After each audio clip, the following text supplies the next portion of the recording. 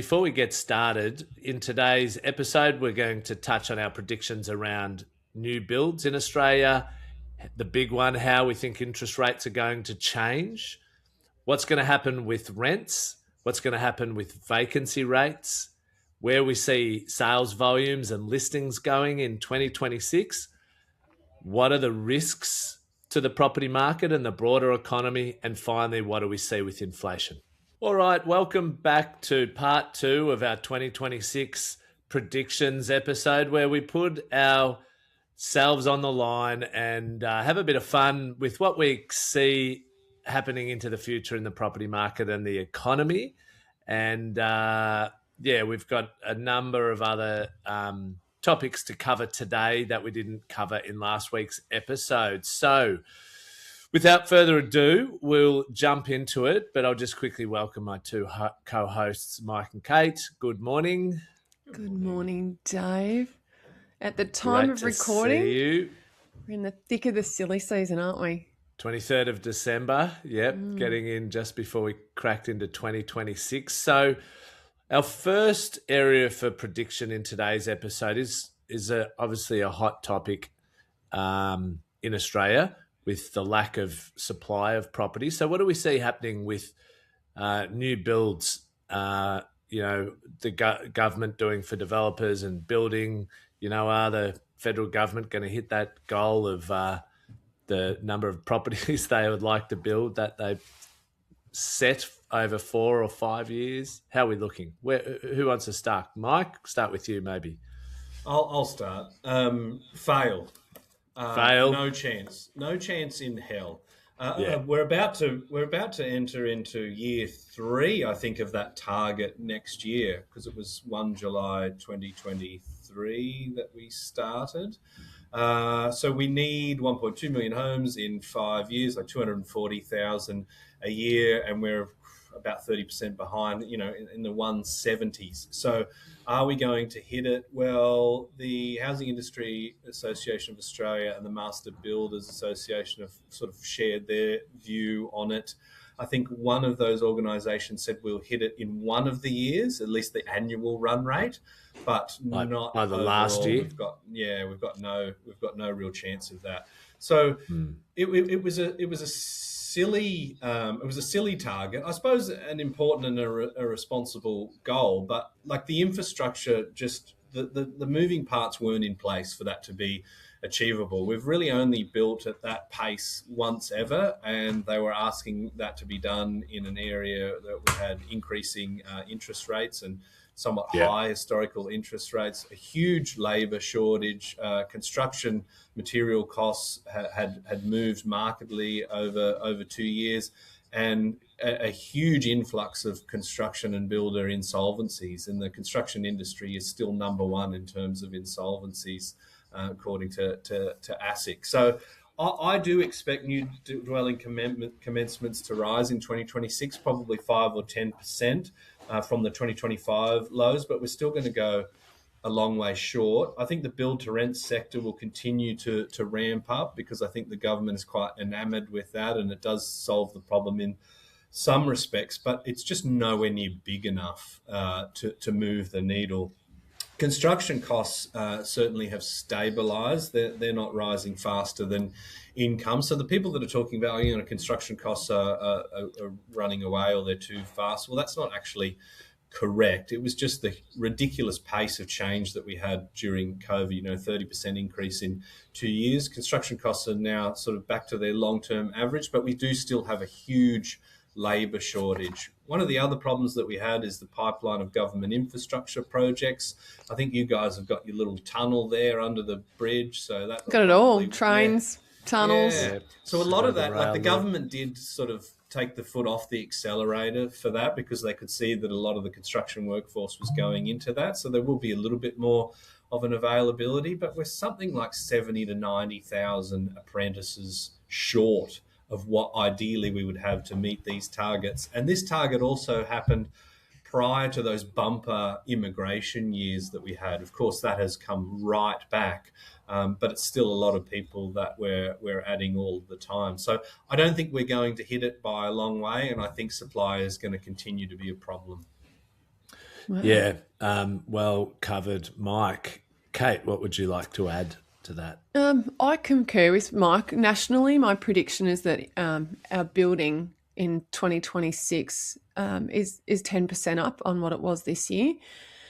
We know that in some state governments have tried to eliminate the red tape in relation to planning timeframes, and Victoria is a perfect case in point. And I'll be Victorian centric just for a sec, because it's not only what's in the news, but it's what I'm feeling at the coalface. We've now got new zones that have been created in certain locations, and we've got more proposed to be rolled out. And what those zones have eliminated is the long project time for the planning approvals part of the new builds.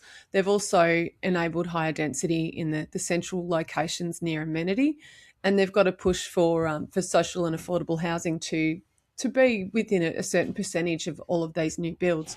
So we're seeing a lot of change, and you can spot it. Anyone who isn't certain what I'm talking about just needs to take a drive into Preston, and that's a very big housing choice and transport zone footprint, and there are a lot of buildings going up there.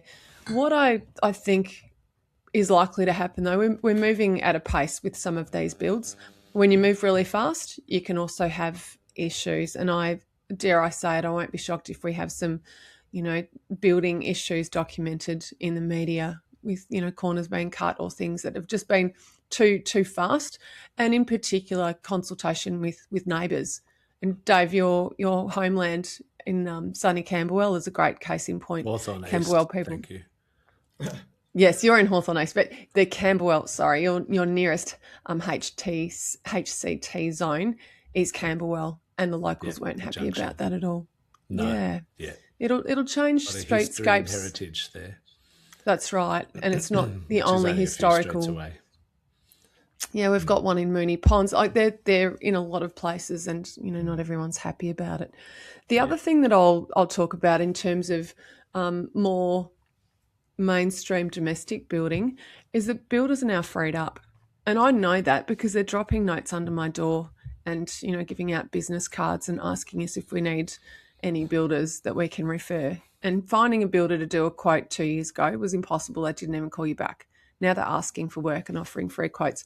So we're going to see that market open up, and I think the flow-on effect of that will be that differential right now between a beautifully renovated family home and an unrenovated family home. It's a really wide financial differential, and I think that will start to close and go back to historical levels. So the tip that I remember giving last year was find a house that's livable but really daggy that you could renovate in 3 or 4 or 5 years, and it will pay off.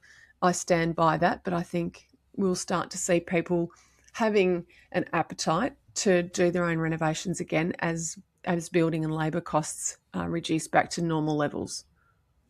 Yeah, look, my predictions basically, and that's well summed up by both of you, is that same as last year, really, we'll continue to see supply come on board. So like you've said, 10% growth from the previous year. I think we'll continue to see growth year on year. At some point, maybe in year 5, it'll hit that 240,000 a year goal, but obviously we'll have fallen short the first 4 years. State and federal governments are trying to do what they can to free up red tape. But as I said last year, that takes time to sort of legislate, put in place, unwind, and get stock built. That happens over multiple years. So you can't just turn on a tap. And that's the challenge. So like the last 2 years, I've said that these numbers will continue to increase. Supply is the big issue with Australian property. We actually tackled, if anyone wants to go back and have a listen, in episode 245 and 246, we tackled housing affordability, and in part 2 of that, our blueprint to foster a healthy property market. But basically, I'll just essentially repeat what I said last year. Federal and state governments will continue to look at ways to incentivise building new stock. They'll continue to minimise the number of hoops that developers need to jump through and find ways for them to skip local councils' approval on occasion. Keep an eye out for the federal government to provide incentives or ways to increase returns for those purchasing new property. So just some examples of that in the last 12 months is every state government except for the ACT has put in extra incentives for first home buyers to buy new property or off the plan property.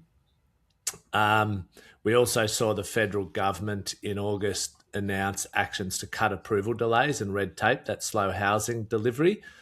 We also saw the New South Wales Parliament pass the planning system reforms bill for 2025. The New South Wales Housing Delivery Authority was formalised in 2025 into legislation. Victoria passed the Planning Amendment Better Decisions Made Faster bill in 2025. They also introduced in October a major planning law overhaul to cut red tape and speed up decisions. The WA state government in November 17 flagged reforms to fast track higher density in housing developments. So we're going to keep seeing it become easier and easier. I've seen it start to bubble up about actually being able to bring in tradies from overseas. We know that's been an area that the unions have pushed back on, but because we've got such low numbers of tradies in Australia, it really is an area where we could use more workers coming in to make it easier to build things and a lower cost. So that's going to bubble away, and that there's pressures going to build on the government in that space. But there's a possibility we might see some changes in the next 12 months, but I think it might take longer, or it might even take a change of government for that to happen. So that's some of my summary in that space. All right, so our next prediction, which is one of the big ones that everyone tunes in for, is what do we think is going to happen with interest rates? So start with you, Cate. Well, we were specific last year, and I know that we're going through our predictions last year. Well, I'll just set some ground rules as the host. Yep. you have to pick one number as your specific number, but I'll also let you have a range of 75 basis points. Cool. Okay. I think we're not going to have any rate movement in 2026 at all. I think we're going to have a lot of chatter about inflation and a lot of warnings from the RBA. And I think the warnings alone are going to keep us all in lockstep. So no movement. I think we'll have a solid year standing very still at our current cash rate. And if you were able to go with a range, which I'm allowing you to do as host of proceedings today, would you be erring on, the possibility of rates going up, rates going down, or 50-50 either way? Yeah. It's such a great question, Dave, because everyone wants to know it. But as we all know, we can be joyous or we can be devastated with one news feed. And now that we've got that visibility on our inflation number, all we need is, to get something that's spiky one way or the other, and where it's doomsday or we're panicking and it's FOMO. I maintain, I think it's 50-50 if we have any rate movement. Okay. And if we do, I'm going to say that the rate movement won't be any more than 25 basis points from where we are. Okay, cool. All right, so that's a 50 basis point range in essence, but you've planted the flag at no rate movement for the year. Okay. Yeah, I think it's neutral. Neutral. Okay, I like it. Maybe I'll wind the range into 50 basis points then. Cool. Righto, Mike, where do you stand? I think I'm a bit more pessimistic. I think I expect 25 basis point increase could potentially happen early in the year, February. If it doesn't, I think they'll have a couple of months off and it could be on the table for late. But I also kind of think 50 basis points is not impossible next year. So I'm probably thinking I do actually expect a 25 basis point increase. So my range, I suppose, if we're going 50 basis points, it's between nothing and then 225 rates, but I expect it to be in the middle. So at least we're a little bit different. Yeah, well, actually, you and I are basically the same. So that's where I land as well. So one rate increase of 25 basis points. If I did have the 75, I did sort of hedge with the potential for one more rate cut, but up to 2 rate rises. So, yeah, but I pretty much land where you do. I just feel like the noise from Michelle Bullock and the RBA and where the numbers are sitting, the risk is on the upside for a rate rise, potentially 2. But as Cate said, I mean, that can change with a new set of numbers that we are yet to see, and things can change pretty quickly. So that's why I had the potential still for another rate reduction. But if I had to, plant my flag, it would be 1 rate rise as well. Okay. What I'm predicting is, obviously I've shared my prediction about where I think interest rates or the cash rate will go, but I'm predicting that there'll be a huge focus and lots of chatter about interest rates. And I do believe that when we're feeling optimistic or pessimistic, our markets will be very highly sensitized. So I think we will see a lot of battening down the hatches and then a bit of silly FOMO alternating throughout the year. We've seen it this year, and we haven't had rapid rate movement this year, but we've had so much talk about it. We see people respond rapidly to the changed information and then the RBA talking about the risks in a different direction, haven't we? Or jawboning. Yes. And yeah, that's exactly right. Yeah, and that has the potential to change behaviour without having to raise rates. Yeah, there's a huge announcement effect. I had a friend who worked at the RBA, and just the RBA purchasing foreign currency, he said, gave a disproportionate impact to the market than the actual value of the transaction.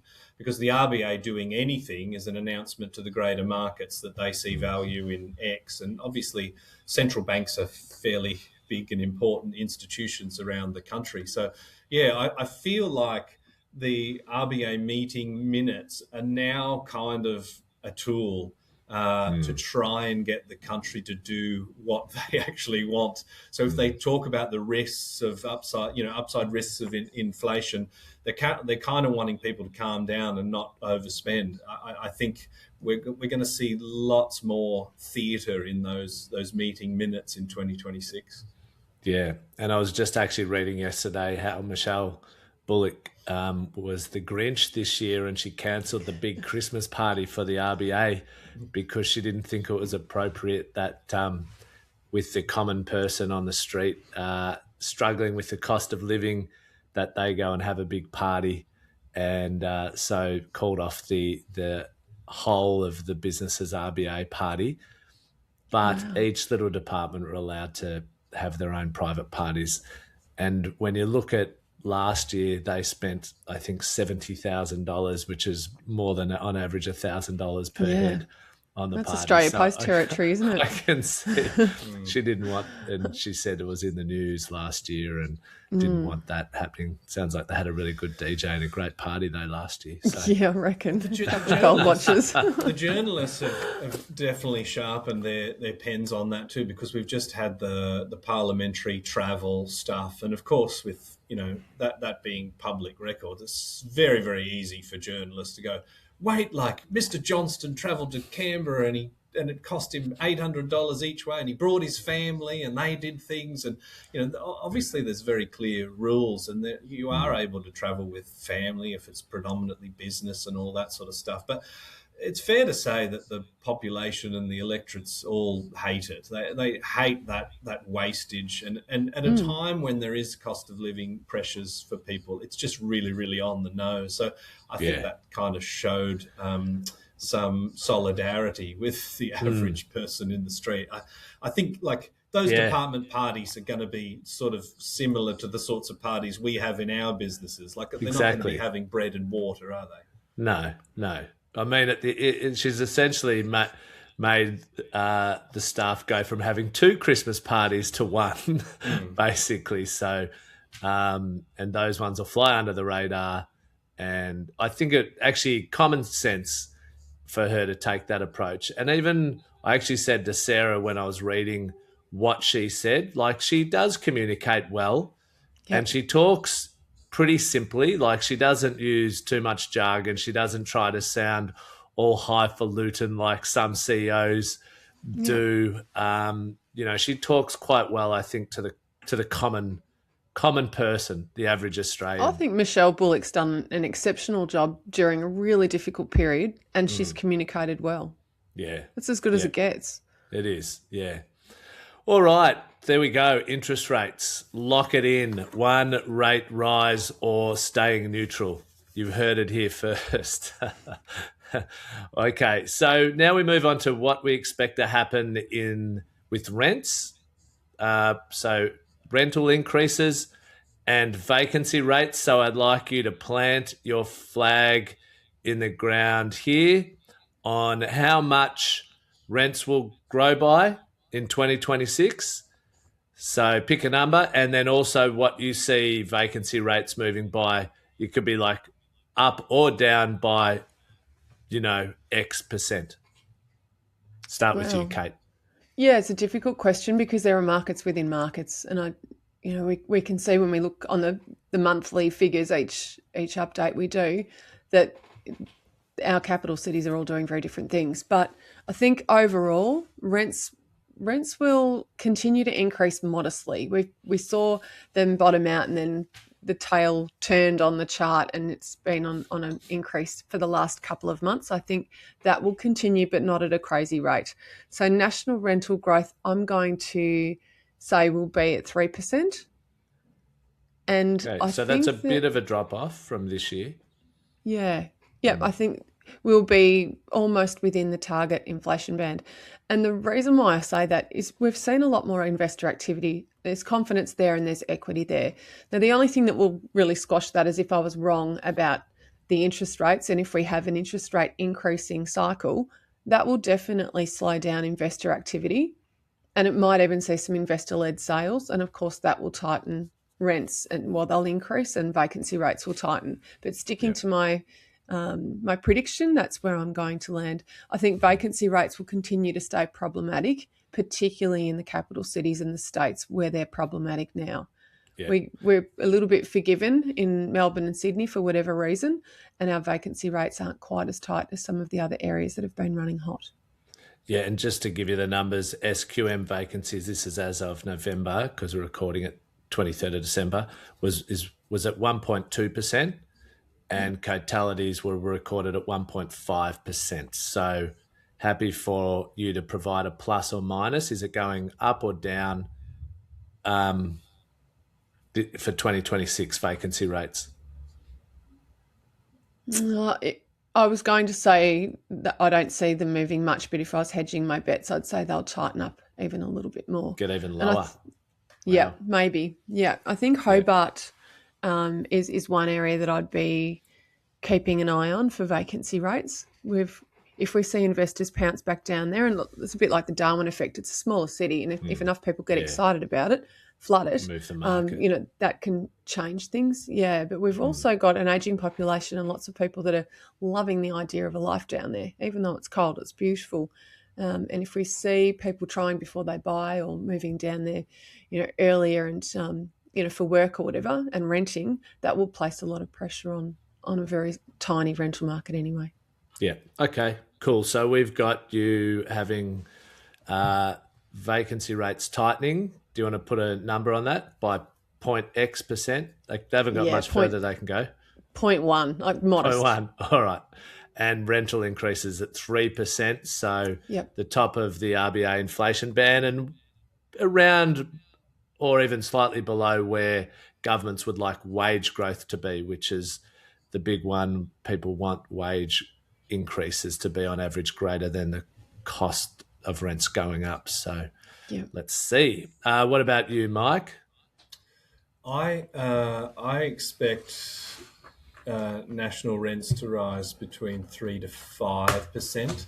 So Cate was very gallant in saying like a percent. So if I have to pick one, I'll say 4%. I think for the 12 months, we're sitting at around about 4.9% for the past year. I was going to say 5. Yeah. Yeah. So I remember my 2025 predictions that the pace of rental growth would definitely slow, which it has. I'm happy with that one. Might be the only one I got right. I think it will continue to slow, but very, very marginally. So 3 to 5%, sitting at 4%, that's less than, probably 1% change. I think part of the rationale is, I agree with Kate's point about investor transactions. There's also kind of a weird counterpoint to that as well. When we have an increase in investor transactions, we have a reset of market rents. So we sort of do know from the data that if a property has been on the rental market for 2 or 3 years or more, it tends to slide away from actual market rent, whether that would be the investor or the property manager are just a little bit lazy with it, or they consider that tenant is worth holding on to, and stinging them an extra $10 or $20 a week isn't kind of really worth it in the scheme of things when you have a good tenant. So that's why I kind of think we might actually see a little bit of a continued increase, even though it is a little bit of a moderation. And when it comes to vacancies, it's a tricky one. I don't expect it to really move that much at all, but just to be sort of different from Cate, I would expect a very slight, like 0.1% relaxation in vacancy rates. I think it will loosen up rather than tighten. At least that is the hope. It's very, very tight from a historical point of view, and I think with those increased transactions, we hopefully will see that soften a little bit. And I do also expect that we'll see a decrease in international migration in 2026. I think that might be... I've got some numbers around that as part of my prediction. Yeah, good. Okay. That I can share with you. Because I haven't... It's on the downward slide, yeah. Right. Yeah, well, I suppose it has already been for a while. But I just saw on the news this morning that the terms of reference for a royal commission into the Bondi attacks is on the agenda. And I just can't see anything other than there being a real reset from pressure for the immigration. Political pressure, is definitely ramped up at another level after what happened in Bondi. Yeah. It's a tricky one, because without immigration levels such as we've had, we would be in a technical per capita recession. We really rely on that for growth. Yeah. But I just don't think that will be anywhere near as important to the populace, rather than a decrease in immigration and probably from certain countries, from possibly certain religions. It's a bit of a worrying state of affairs at the moment. We are at quite a divisive point in Australia right now at the moment. I think, look, one of the saving graces was the hero being a Muslim from Syria who actually disarmed the son crawling around the car, and that was a nice sort of, I guess, offset with what happened. That was just amazing, wasn't it? I mean, the guy is an absolute hero, and we probably haven't, I don't think this podcast is the place for any commentary on those sorts of stuff in detail, but of course, our hearts and minds go out to the victims of that terrible situation. We're real people, and we're Aussies, and it's been devastating seeing what's happened. It's not what you want to say is the thing that would happen in Australia. No, but I agree that Ahmed al-Ahmed, being of, I think he's former member of the Syrian security forces. There you go. I think that was actually quite a positive, because there's a huge opportunity to point at the perpetrators and go, well, you're from this area, so all people from that area or that religion are bad. And then we have someone of the same religion. But then I also kind of think it was probably problematic for some subsets of the community when, they interviewed him and he said, may Allah bless us all, and they're probably going, oh, he's not actually the hero that we actually wanted. But I actually think it's fantastic. It just goes to show that we do live in a multicultural society, and you can't tar anyone with the same brush, whether it's the country of origin or religion. Yeah. Beautiful soul is a beautiful soul. Yeah, exactly. Well, I might move into my prediction. So rental growth, I had it 4.5%. Now I'm wondering if that's slightly too high, hearing your two numbers of 3 or 4%. But I'll stick with it just to be different. Fight the temptation to slide down to be similar to yours, Mike.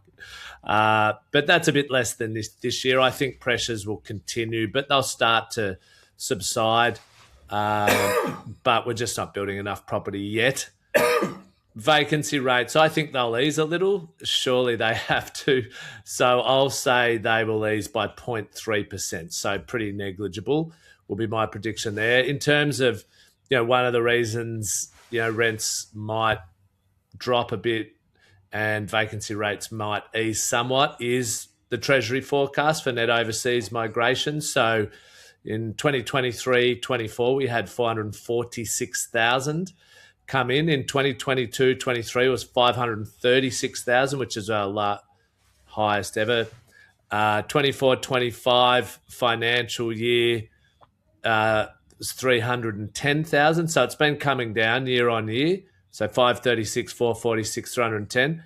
They've predicted 260,000 for next year, and then 225,000 for the year after. So that should feed into rents falling to some degree potentially, and vacancy rates increasing, plus with our expectation that more new supply is going to continue to come on board. So I'm going to go with those numbers. And just quickly, a bit of independent analysis based on the Australian Bureau of Statistics construction rate suggests Australia could commence 825,000 new homes over the next 5 years.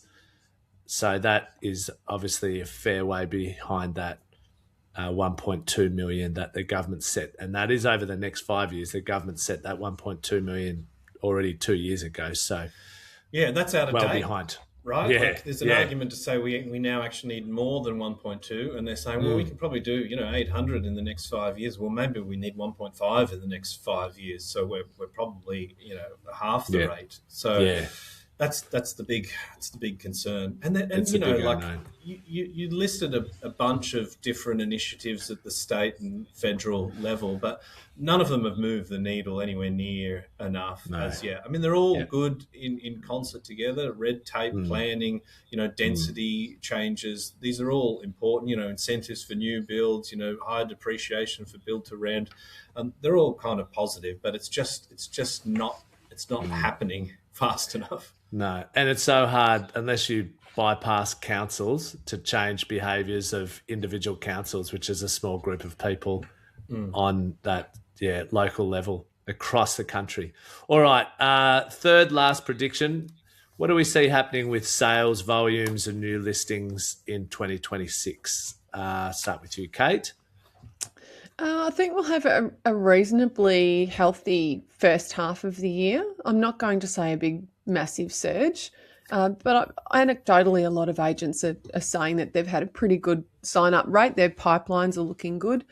And we've had, well, certainly in my home city, we've had a reasonable number of new listings into the back half of this year. And there's been confidence around moving, upgrading, downsizing, that kind of thing. So whenever you get a purchase, it precipitates a sale if it's an upsize or a downsize. And I think that we'll have, by the end of the year, we'll be back to, bearing in mind it's a very, very long runway that I'm talking about and anything can happen.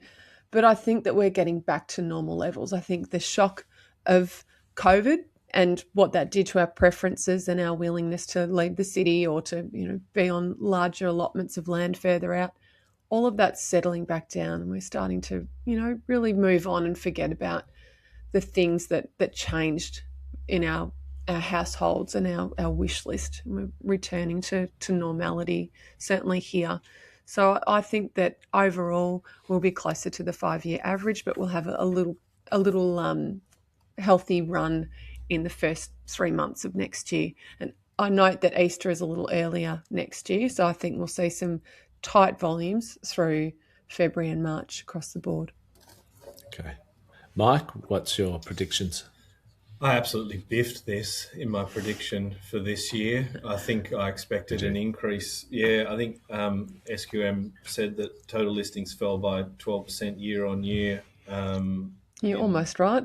November 2025. Yeah, absolute shocker.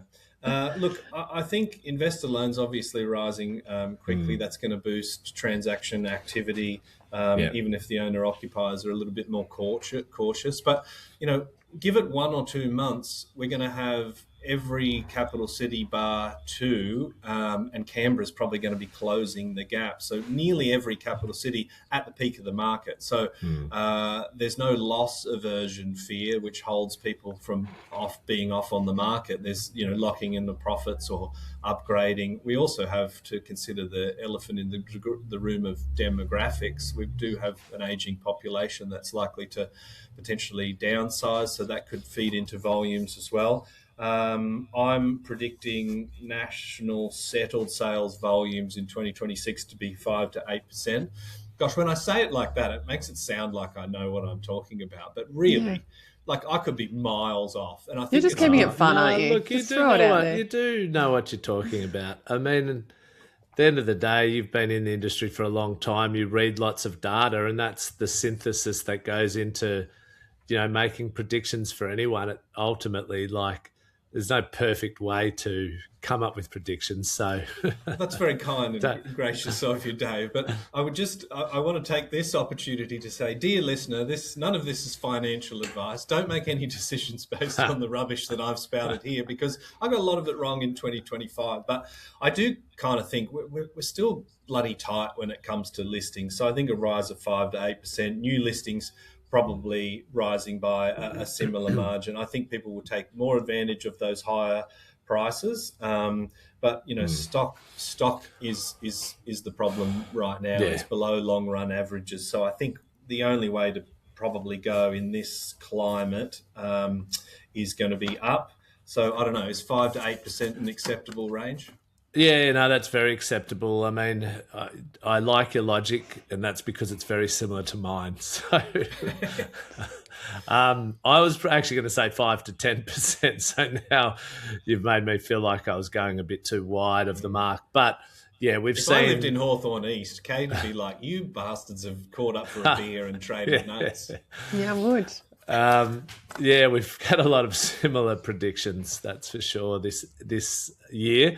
Look, same thinking. Investor numbers have just started to really jump off the page off the back of 3 rate reductions, also getting in to the market ahead of all the first home buyers or now with them, with the first home buyer boost. Obviously, that's going to get more buyers competing with the market. Is moving last few quarters, although it's tapered a little bit, around 1% so per month, so that nationally, so that is 12% per annum.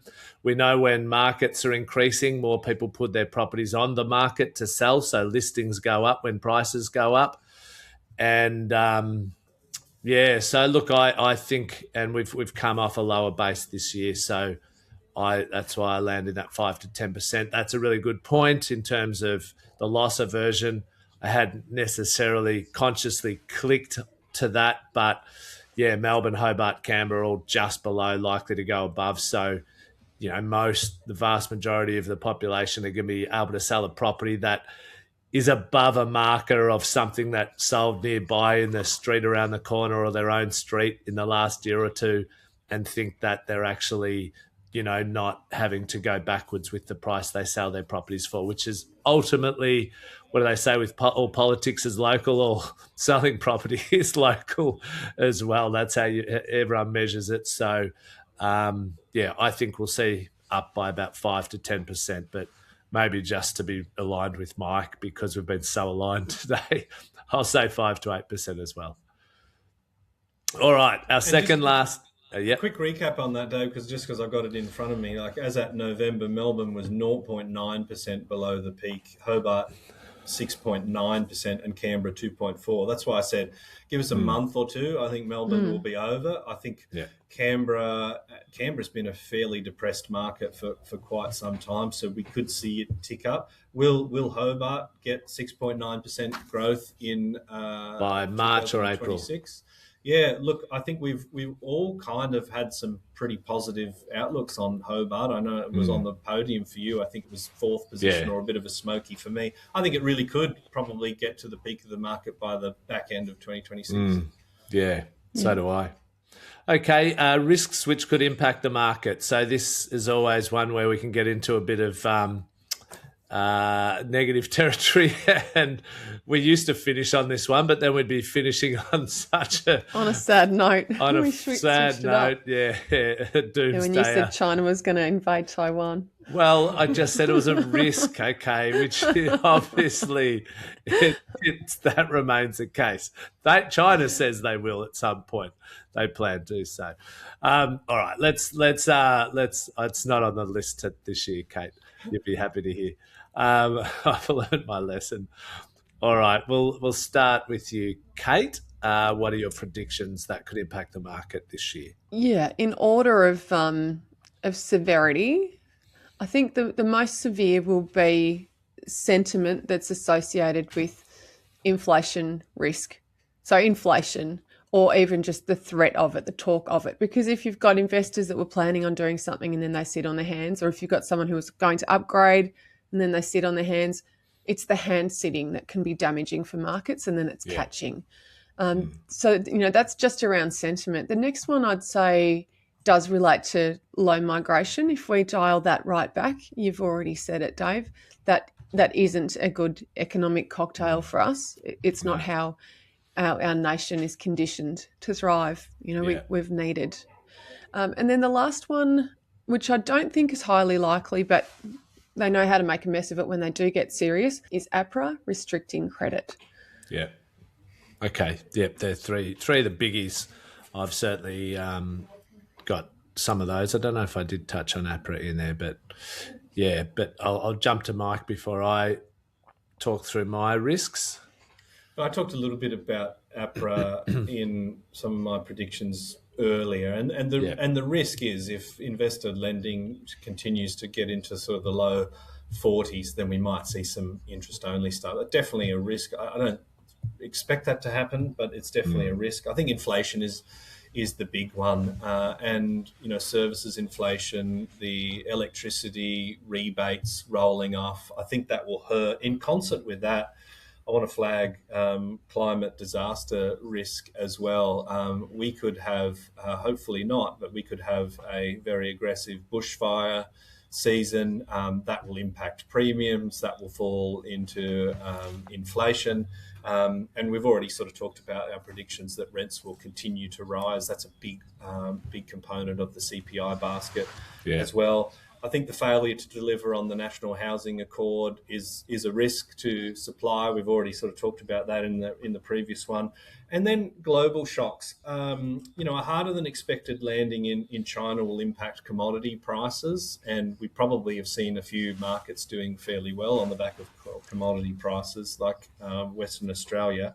And then an escalation in geopolitical. I mean, we talked about Taiwan. I don't think that's the 2026 story, but we've got the whole of sort of Eastern Europe on notice. The Polish, the Germans, some of the Nordic countries are very, very concerned by the Russian expansionist policies.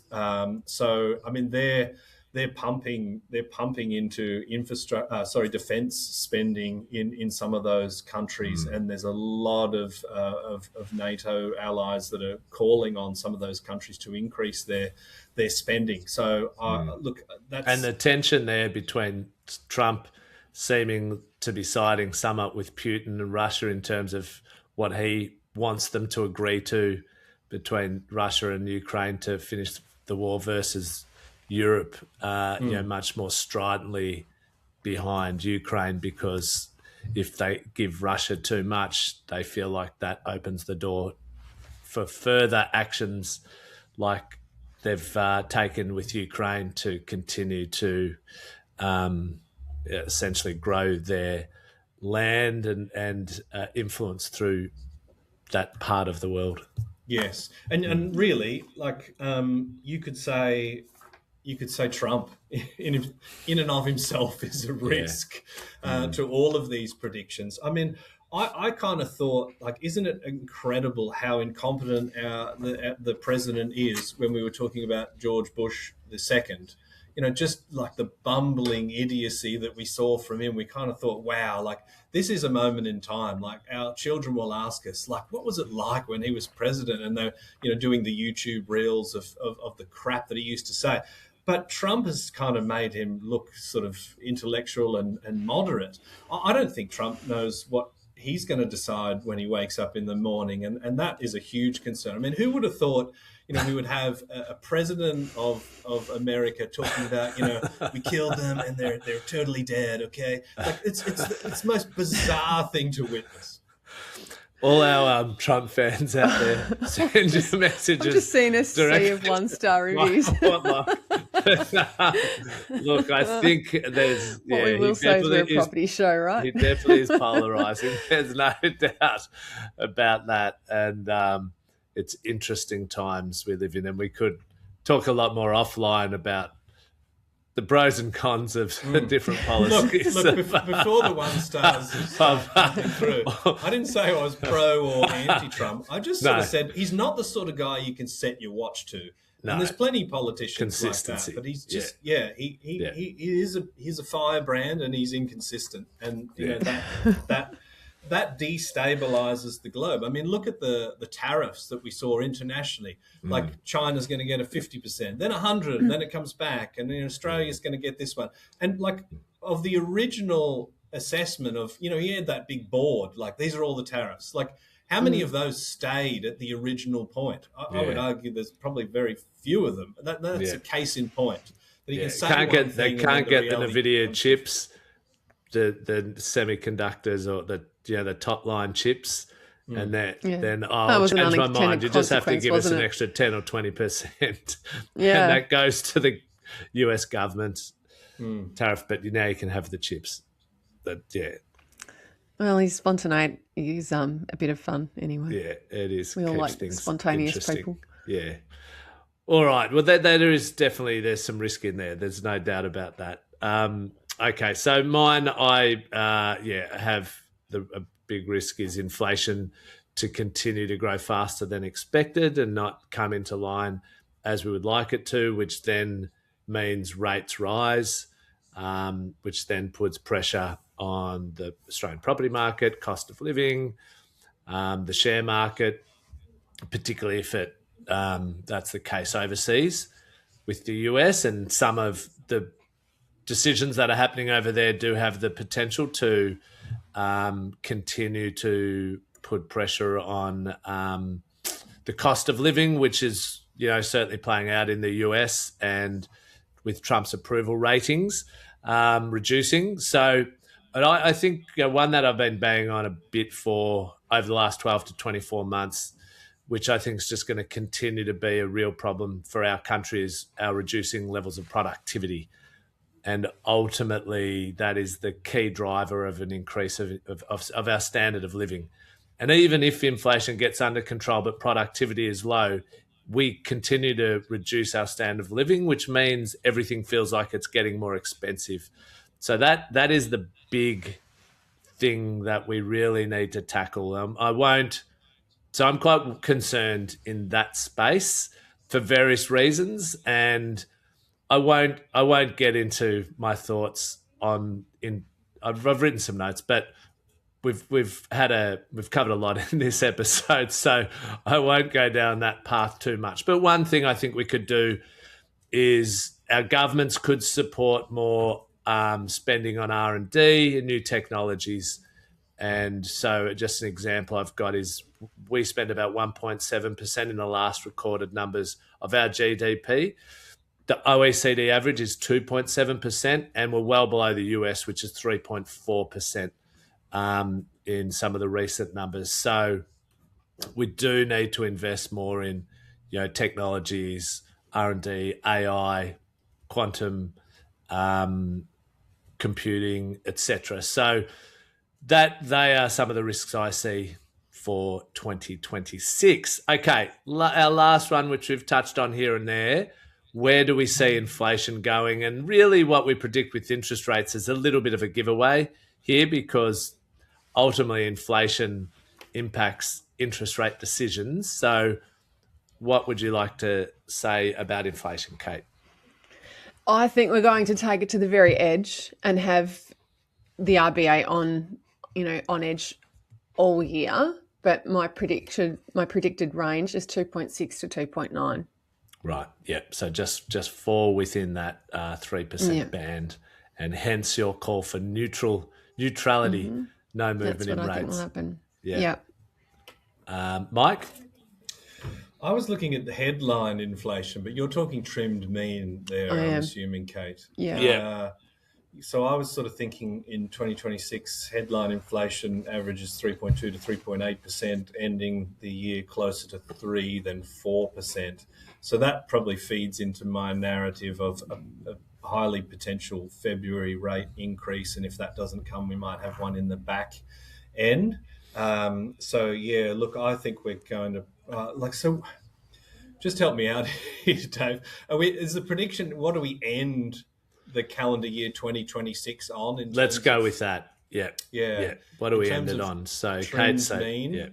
Trim mean. Yeah. Yeah. What did you say, Cate? 2.7, 2.9? 2.6 to 2.9. 2.6 to 2.9. Yeah. Look, I think it's going to be around about that 2.9. So I might sort of say 2.8 to 3.1. Well, that was what I was going to say. Oh, bloody hell. I had 3%. And then as I was thinking, 2.8 to 3.1. So I'll say 2.85 to 3.15 to split the middle. I had finishing, say, around 3%, harder to tame than expected, hence my base case of one rate increase over the year. And that feeds into where the RBA thinks, has thought, and where lots of pundits, economists have thought the neutral position for rates are in Australia, which means they're neither inflationary or disinflationary. You can just sit in an ideal world at this rate and the economy purrs along smoothly inside of the target band. And so the thinking had been that that was at 3%. And that's why there had been expectations, because the RBA rate's currently at 3.6, for rates to continue to come down. But it looks as though that's less likely that that is our neutral rate. So I think the neutral rate is probably more like 3.6 to 4%, which is more around where rates have sat historically on average, isn't it? They've come down. Yeah. Our equilibrium rate has come down. Over the last 2 decades, it's been quite significant. Yeah. So I think, inflation back to 3% by the end of the year. And I think that neutral rate is more around 3.6 to 4%. So let's see, we will find out. I do think in Victoria in particular, we'll get an economic boost, which I'd said at the start of last year, if we have a change of government in Victoria. And I'm concerned we're becoming a bit like ACT, they've had Labor in power for 24 years straight. There's almost no point in having elections there. And with our growing public service, obviously not at the levels of ACT, but that's been 11 years in power for Labor, and if they win the election next year, they will extend out to 15 years, which is a concern, just not being party preferential one way or another, but just the benefit of the pendulum swing of different policy ideas from left to right, I think, is something that holds our country in good stead and our states when you have that periodically change one way or another. So that just personally on a Victorian basis, I hope will drive a bit of economic growth if we have a change in the Victorian government. All right. Well, look, those have been 2 bumper episodes, guys. Thank you both for your bold and beautiful predictions. And I think historically we get about like somewhere around 55 to 75% right each year. So I hope degrees, Dave. So, yeah, Well, I think we're we're more doing- like B's and C's. We're comparing our predictions in a coming ep, so Yeah. we will face the music and Yeah. honestly appraise ourselves. Yeah, so stick around for our coming up episode where we appraise 2025's predictions. But as Mike just said, he might be away that day. All right. So, as always, some of these predictions will age beautifully, but some might come back to haunt us. So, what matters most isn't whether every number lands exactly right, but whether you understand the bigger themes, the bigger thematics driving the macro picture, and then tailoring them back down to your own personal property plan and economy. And remember to always think long term when you make the decisions, even though these short term predictions are a bit of fun. So, have a great week, everybody. Hope you're all enjoying the festive season, and we look forward to sharing another podcast with you in a week's time. Indeed. See you later, guys.